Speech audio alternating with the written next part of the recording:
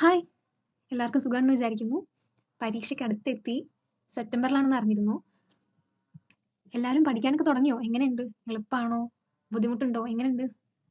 എന്തായാലും ഇന്നത്തെ ടോപ്പിക് എന്ന് പറയുന്നത് ബിസിനസ് സ്റ്റഡീസ്. 12ാം ക്ലാസ്സിലെ ബിസിനസ് സ്റ്റഡീസ് രണ്ടാമത്തെ ചാപ്റ്ററായ പ്രിൻസിപ്പിൾസ് ഓഫ് മാനേജ്മെന്റിലെ ഒരു ഇമ്പോർട്ടൻറ്റ് ടോപ്പിക്കാണ് പ്രിൻസിപ്പിൾസ് ഓഫ് മാനേജ്മെന്റ്. ഓക്കെ. അതിൽ നമുക്ക് സയന്റിഫിക് പ്രിൻസിപ്പിൾസ് ഓഫ് മാനേജ്മെന്റും മോഡേൺ പ്രിൻസിപ്പിൾസ് ഓഫ് മാനേജ്മെന്റും പഠിക്കാനുണ്ട്. അതായത് മോഡേൺ പ്രിൻസിപ്പിൾസ് ഓഫ് മാനേജ്മെന്റ്, അതായത് ഹെൻറി ഫയോളിന്റെ മോഡേൺ പ്രിൻസിപ്പിൾസ് ഓഫ് മാനേജ്മെന്റ് വളരെ വളരെ ഇമ്പോർട്ടൻ്റ് ആയിട്ടുള്ള ഒരു ടോപ്പിക്കാണ്.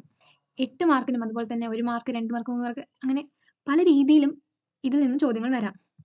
എല്ലാ പരീക്ഷയ്ക്കും ചോദ്യങ്ങളുണ്ടാവും കേട്ടോ. ഓണപരീക്ഷയിൽ മാത്രമല്ല, ക്രിസ്മസിലും ആനുവൽ എക്സാമിനും എല്ലാ പരീക്ഷയ്ക്കും ചോദ്യങ്ങളുണ്ടാവും. അപ്പോൾ ഇത് നമ്മുടെ മനസ്സിൽ എന്നും ഉണ്ടായിരിക്കണം ഈ 14 പ്രിൻസിപ്പിൾസ് ഓഫ് മാനേജ്മെന്റ്. മനസ്സിലാക്കിയ എളുപ്പമാണ്. അപ്പോൾ നമുക്ക് പെട്ടെന്ന് തന്നെ തുടങ്ങാം.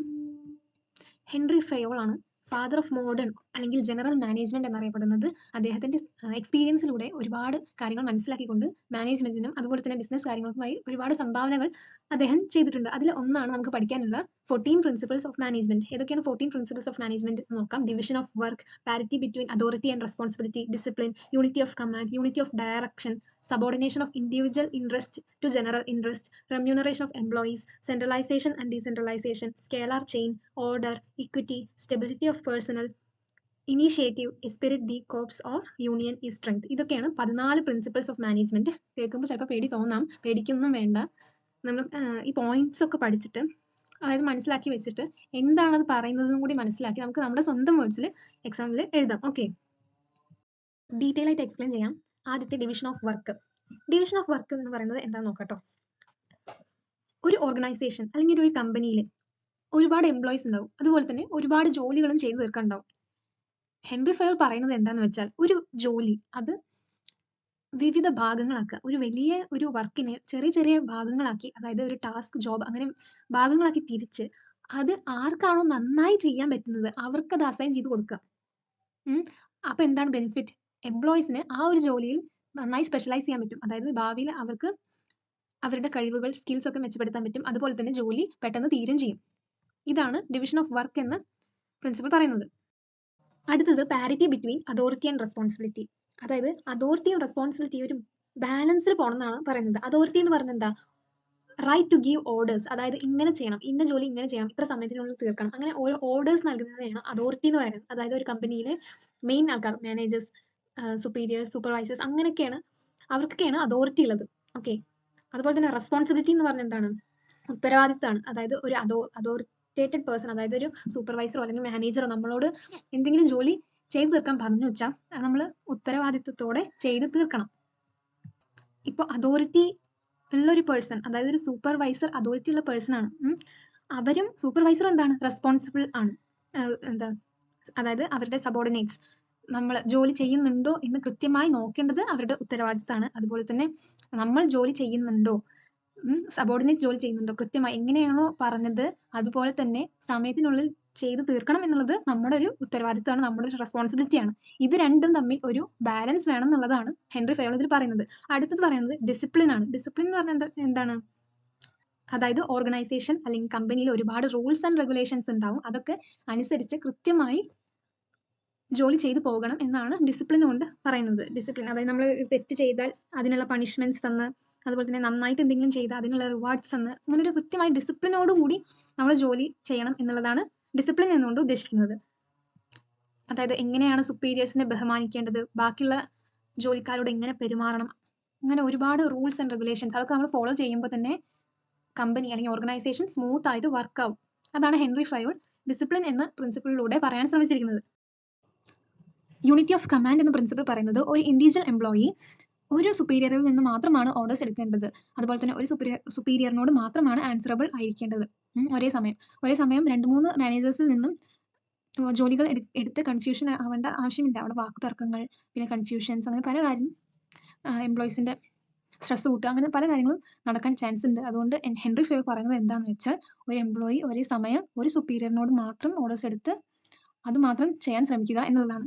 നെക്സ്റ്റ് വരുന്നത് യൂണിറ്റി ഓഫ് ഡയറക്ഷൻ ആണ്. യൂണിറ്റി ഓഫ് ഡയറക്ഷൻ എന്ന് പറയുന്നത് ഓർഗനൈസേഷനിൽ നടക്കുന്ന എല്ലാ ജോലികളും ഒരേ ഒരു ഗോളിന് അടിസ്ഥാനമായിരിക്കണം. അതായത് ഇപ്പോൾ ഓരോ ഡിപ്പാർട്ട്മെന്റ്സ് കാര്യങ്ങൾ എല്ലാം ഉണ്ടാവും. അവരെല്ലാവരും ഒരു മെയിൻ ഗോൾ ഉണ്ടാവുമല്ലോ ഓർഗനൈസേഷൻ്റെ, അതിലേക്ക് നയിക്കുന്ന ആക്ടിവിറ്റീസ് അയക്കണം.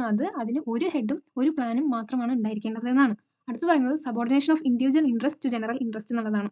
അതായത് ഒരാളുടെ വ്യക്തിപരമായ താല്പര്യത്തിൽ മാത്രം വർക്ക് ചെയ്യാൻ പാടില്ല ഒരു ഓർഗനൈസേഷൻ്റെ മൊത്തത്തിലുള്ള വിജയത്തിനും പ്രോഫിറ്റിനും അങ്ങനെയൊക്കെയാണ് ഒരു ഓർഗനൈസേഷൻ വർക്ക് ചെയ്യേണ്ടത്. അല്ലാതെ സ്വയം സ്വാർത്ഥപരമായിട്ടുള്ള ഒരു താല്പര്യത്തിൽ വർക്ക് ചെയ്യാൻ പാടില്ല എന്നാണ് പറയുന്നത്. അടുത്തത് റെമ്യൂണറേഷൻ ഓഫ് എംപ്ലോയീസ്. റെമ്യൂണറേഷൻ എന്ന് പറയുമ്പോൾ എംപ്ലോയീസിന് അവർ ചെയ്ത ജോലിക്ക് അവർക്ക് അർഹമായ ശമ്പളം, ബോണസ് അങ്ങനെ കൊടുക്കുന്നതാണ് റെമ്യൂണറേഷൻ ഓഫ് എംപ്ലോയീസ് എന്ന് പറയുന്നത്. റെമ്യൂണറേഷൻ അത് ഓർഗനൈസേഷനും അതേപോലെ തന്നെ എംപ്ലോയീസിനും സാറ്റിസ്ഫൈ ആവുന്ന രീതിയിൽ ആയിരിക്കണം എന്നും പറയുന്നുണ്ട്. പിന്നെ സെൻട്രലൈസേഷൻ ആൻഡ് ഡീസെൻട്രലൈസേഷൻ വളരെ ഇമ്പോർട്ടൻ്റ് ആയിട്ടുള്ള ഒരു പോയിന്റ് ആണ്. അതായത് ഡിസിഷൻ മേക്കിംഗ് ഒരു കുറച്ച് പേരിൽ, അതായത് ടോപ്പ് അതോറിറ്റിയിൽ ചുരുങ്ങി നിൽക്കുകയാണെങ്കിൽ അത് സെൻട്രലൈസേഷനും, അതുപോലെ തന്നെ അത് എല്ലാ ഓർഗനൈസേഷൻ്റെ എല്ലാ ലെവലിലേക്കും പരന്നു കിടക്കുന്നതാണെങ്കിൽ അത് ഡീസെൻട്രലൈസേഷനും ആണ്. ചില കാര്യങ്ങൾ ടോപ്പ് ലെവൽ മാനേജേഴ്സ് തീരുമാനിച്ചാലാണ് നന്നായിരിക്കുള്ളൂ. അതുപോലെ തന്നെ ചില കാര്യങ്ങൾ എല്ലാവരും കൂടി ആലോചിച്ച് തീരുമാനിക്കേണ്ട കാര്യങ്ങളാണ്. ഒരു ഓർഗനൈസേഷന് കംപ്ലീറ്റ്ലി സെൻട്രലൈസ്ഡ് ആവാൻ പറ്റില്ല, അതുപോലെ തന്നെ കംപ്ലീറ്റ്ലി ഡീസെൻട്രലൈസ്ഡ് ആവാൻ പറ്റില്ല എന്നാണ് ഈ പോയിന്റിലൂടെ പറയുന്നത്. ടോപ്പ് ലെവൽ മാനേജേഴ്സിന് സ്ട്രെസ് കുറയ്ക്കാൻ പറ്റും, അവരുടെ ഡിസിഷൻ മേക്കിങ്ങിൻ്റെ സ്ട്രെസ് കുറയ്ക്കാൻ പറ്റും, ഇമ്പോർട്ടൻ്റ് ആയിട്ടുള്ള കാര്യങ്ങളിലേക്ക് ശ്രദ്ധ കൊടുക്കാൻ പറ്റും. എന്തിലൂടെ? ചില കാര്യങ്ങൾ ലോവർ ലെവൽ മാനേജേഴ്സിന് ചെയ്യാൻ കൊടുത്താൽ, അതായത് അവർക്ക് തീരുമാനിക്കാൻ കൊടുത്താൽ ടോപ്പ് ലെവൽ മാനേജേഴ്സിന് അവരുടെ മെയിൻ ജോലികളിലേക്ക് ശ്രദ്ധ കൊണ്ടുപോകാൻ പറ്റുമെന്നും പറയുന്നുണ്ട്. അടുത്തത് സ്കാലാർ ചെയിൻ ആണ്. ഈ പിക്ചർ കണ്ടില്ലേ? Chain of authority from top to bottom ആണ് സ്കാലാർ ചെയിൻ. അതായത് ഫസ്റ്റ് നമ്മുടെ ഓണർ ഉണ്ടാവും, എന്നിട്ട് അവരുടെ കീഴിൽ മാനേജേഴ്സ് അല്ലെങ്കിൽ ബോർഡ് ഓഫ് ഡയറക്ടേഴ്സ് ഉണ്ടാവും, പിന്നെ അവരുടെ കീഴിൽ മാനേജേഴ്സ് അല്ലെങ്കിൽ എംപ്ലോയീസ് ഉണ്ടാവും. അങ്ങനെ ഒരു ചെയിനാണ്, കമ്മ്യൂണിക്കേഷൻ്റെ ചെയിൻ ആണ് സ്കാലാർ ചെയിൻ എന്ന് പറയുന്നത്. ടെക്സ്റ്റ് ബുക്കിൽ നമുക്കൊരു സിമ്പിൾ പിക്ചർ തന്നിട്ടുണ്ട്, അത് നോക്കി പെട്ടെന്ന് മനസ്സിലാവും. എനിക്ക് ആ പിക്ചർ കിട്ടിയില്ല, അതുകൊണ്ടാണ് ഞാൻ ഈ ഒരു പിക്ചർ ആഡ് ചെയ്തത്. ഈ സ്കാലാർ ചെയിനിന് എങ്ങനെയാണ് വർക്ക് ചെയ്യുന്നത് വെച്ചാൽ, ഓണർ ഒരു മെസ്സേജ് എനോട് പറയും, ബിനോടും പറയും. എ അത് ഓരോ 1A 2A അവരോട് പറയും, ബി അത് 1B 2B 3B അവരോട് പറയും. ഇങ്ങനെയാണ് സ്കാലാർ ചെയിനിലെ കമ്മ്യൂണിക്കേഷൻ നടക്കുന്നത്. ഇതിന് കുറേ ഡ്രോബാക്സ് ഉണ്ട്. അതായത് ഈ മെയിൻ ആളുണ്ടല്ലോ, where is my mouse pointer, അയ്യോ ഹിയർ, ഈ ആൾ പറയുന്നത് അതേപോലെ ആയിരിക്കില്ല എയും ബിയും ഇവരോടൊക്കെ പറയുന്നത്. അപ്പോൾ തെറ്റാനുള്ള ചാൻസ് ഉണ്ട്. പിന്നെന്താണ്, ഇയാൾ എയോട് പറഞ്ഞ്, പിന്നെ എ ഇവരോടൊക്കെ പറഞ്ഞ്, ഇയാൾ ബിനോട് പറഞ്ഞ്, ബി ഇവരോടൊക്കെ പറഞ്ഞ്, അതിനൊക്കെ നല്ല കുറേ സമയം എടുക്കും. അതൊക്കെ ഡ്രോബാക്സ് ആണ്. അതൊക്കെ മീറ്റ് ചെയ്യാൻ വേണ്ടിയിട്ടാണ് ഗാങ് പ്ലാങ്ക് എന്നൊരു സംഭവം ഹെൻറി ഫയർ തന്നെ കൊണ്ടുവന്നിരിക്കുന്നത്. അതെന്താണെന്ന് വെച്ചാൽ, എ ബിനോട് പറയുന്നു, അല്ലെങ്കിൽ 3A 1Bനോട് പറയുന്നു. അങ്ങനെ ഡയറക്റ്റ് കമ്മ്യൂണിക്കേഷൻ, ക്വിക്ക് ആയിട്ടുള്ള ഒരു കമ്മ്യൂണിക്കേഷൻ ഗാങ് പ്ലാങ്കിലൂടെ സാധ്യമാകുന്നു. ഓക്കെ, പിന്നെ പറയുന്നത് ഓർഡർ ആണ്. എല്ലാ സാധനത്തിനും അതിൻ്റെതായ ഒരു സ്ഥലം വേണം. ഇപ്പം നമ്മൾ പെന്ന് വെക്കുകയാണെന്ന് വിചാരിച്ചോ, ഒരു സ്ഥലത്ത് പെന്ന് വെക്കുകയാണ്, അവിടെ ഇവിടെ വെക്കാതെ പെന്നിനായിട്ടൊരു സ്ഥലം, അതുപോലെ തന്നെ ഇന്ന ഫയലിന് ഇന്ന സ്ഥലം, അങ്ങനെ ഓരോ കാര്യങ്ങൾക്കും ഓരോ സ്ഥലം വേണം. എന്തിനാണത്? പെട്ടെന്ന് കാര്യങ്ങൾ നടക്കാൻ. ഇതൊരു കമ്പനിയാണ്, അതായത് നമ്മൾ സാധാ വീട്ടിൽ ഉള്ള പോലെയല്ല. സാധാ വീട്ടിൽ ഇങ്ങനെ അതും ഇതൊക്കെ അവിടെ ഇവിടെയൊക്കെ ആവും, അതുപോലെയല്ല. എല്ലാത്തിനും ഒരു ഓർഡർ വേണം. പെട്ടെന്ന് കാര്യങ്ങൾ ചെയ്യാൻ എല്ലാ സാധനത്തിനും ഒരു ഓർഡറിൽ അതിന് പ്ലേസ് ചെയ്യണം എന്നാണ് പറയുന്നത്. ഓക്കെ, പിന്നെ ഇക്വിറ്റി എന്ന് പറയുന്നത് എല്ലാവരും, ഇപ്പോൾ ഒരു കമ്പനിയിൽ പല രാജ്യത്തു നിന്ന് ആൾക്കാർ വരും, പല സ്ഥലത്തു നിന്ന് ആൾക്കാർ വരും, കറുത്തവരുണ്ടാവും, വെളുത്തവരുണ്ടാവും, അങ്ങനെ യുണീക്ക് ആയിട്ടുള്ള ഡിഫറെൻറ്റ് ആൾക്കാരാണ് ഉണ്ടാവുക. എല്ലാവരും ഈക്വൽ ആയിട്ട് ഒരേ കണ്ണോടുകൂടി കാണണം എന്നാണ് ഇക്വിറ്റി എന്നുള്ള പ്രിൻസിപ്പിൾ പറയുന്നത്. അതുപോലെ തന്നെ സ്റ്റെബിലിറ്റി ഓഫ് പേഴ്സണൽ എന്ന് പറഞ്ഞാൽ എന്താണ്? ജോലിക്കാർ, എംപ്ലോയി, അതിനാണ് പേഴ്സണൽ എന്ന് പറയുന്നത്. ഓക്കെ, എംപ്ലോയീസിനെ ഇടയ്ക്കിടയ്ക്ക് അവരുടെ പൊസിഷനിൽ നിന്ന് മാറ്റരുത് എന്നാണ് പറയുന്നത്. അതായത് ഇപ്പോൾ ഒരു 6 മാസം മതി നീ ഇവിടെ ജോലി, നീ അടുത്ത ആളെ വെക്കാം, അങ്ങനെ പെട്ടെന്ന് മാറ്റരുത്. അവരുടെ കഴിവ് പരമാവധി കാണിക്കാനുള്ള ചാൻസ് അവർക്ക് കൊടുക്കണം. ഇപ്പോൾ ആദ്യമായിട്ടൊരു ജോലി ചെയ്യുന്ന ആൾക്ക് അത്ര എക്സ്പീരിയൻസ് ഉണ്ടായിക്കൊള്ളണമെന്നില്ല, പക്ഷേ ജോലി ചെയ്ത് ആൾക്ക് എക്സ്പീരിയൻസ് ആവുമല്ലോ. അതിനായിട്ടുള്ള സമയം കൊടുക്കണം എന്നാണ് പറയുന്നത്. പിന്നെ പറയുന്നത് ഇനീഷ്യേറ്റീവ് ആണ്.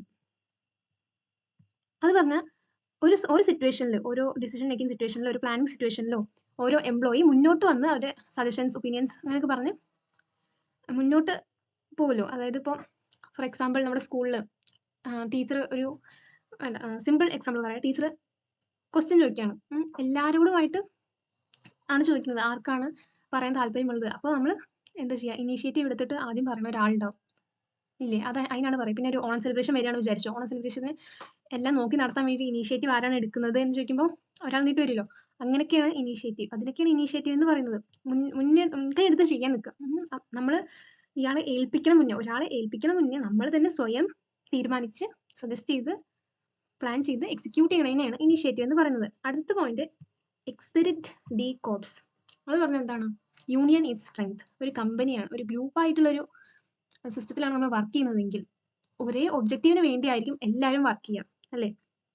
അപ്പോൾ എല്ലാവരും ഒത്തൊരുമയോടെ, ഹാർമണിയോടെ, ഒരു ടീം സ്പിരിറ്റോടെ മുന്നോട്ട് പോയാൽ മാത്രമാണ് ആ കമ്പനിക്ക് വിജയം ഉണ്ടാവും എന്നാണ് പറയുന്നത്. ഓക്കെ, സ്കൂളിലാകുമ്പോൾ അങ്ങനെ തന്നെ യൂണിയൻ ആയിട്ടിരുന്ന it will be all good. ചില ക്ലാസ്സിലുണ്ട് എല്ലാവരും ഓരോരോ സെക്ഷൻ, ബോയ്സ് വേറെ സെക്ഷൻ, ബോയ്സിൽ തന്നെ 2-3 സെക്ഷൻ, ഗേൾസിൽ ഓരോ ബെഞ്ച് ഓരോ സെക്ഷൻ, അങ്ങനെ യൂണിറ്റി ഇല്ലാത്തത്. അത് ഒരാളുണ്ടാവും യൂണിറ്റി വേണമെന്ന് ആഗ്രഹിച്ചിരിക്കുന്ന ഒരു ഇൻട്രോവേർട്ട്. ശരിയല്ലേ? I think I am right. Okay, അപ്പോൾ നമ്മുടെ 14 പ്രിൻസിപ്പിൾസ് കഴിഞ്ഞിരിക്കുന്നു. എടുത്തത് പെർഫെക്റ്റ് അല്ല എന്ന് അറിയാം. ഞാൻ ഇപ്പോൾ +2 കഴിഞ്ഞിട്ടേ ഉള്ളൂ. അതിൻ്റെതായ പ്രശ്നങ്ങളുണ്ട്. എൻ്റെ ഡിഗ്രിയുടെ ക്ലാസ്സസ് നടന്നുകൊണ്ടിരിക്കുകയാണ്. ഞാൻ വേറെ കോഴ്സ് അതിൻ്റെ കൂടെ ചെയ്യുന്നുണ്ട്. എല്ലാം കൂടി ലോഡ് ആവുന്നുണ്ട്. പക്ഷേ എനിക്ക് ടീച്ചിങ് എന്നുള്ളത് ഇഷ്ടമുള്ളൊരു കാര്യമാണ്. അതുകൊണ്ടാണ് ഞാൻ വീഡിയോസ് ചെയ്യുന്നത്.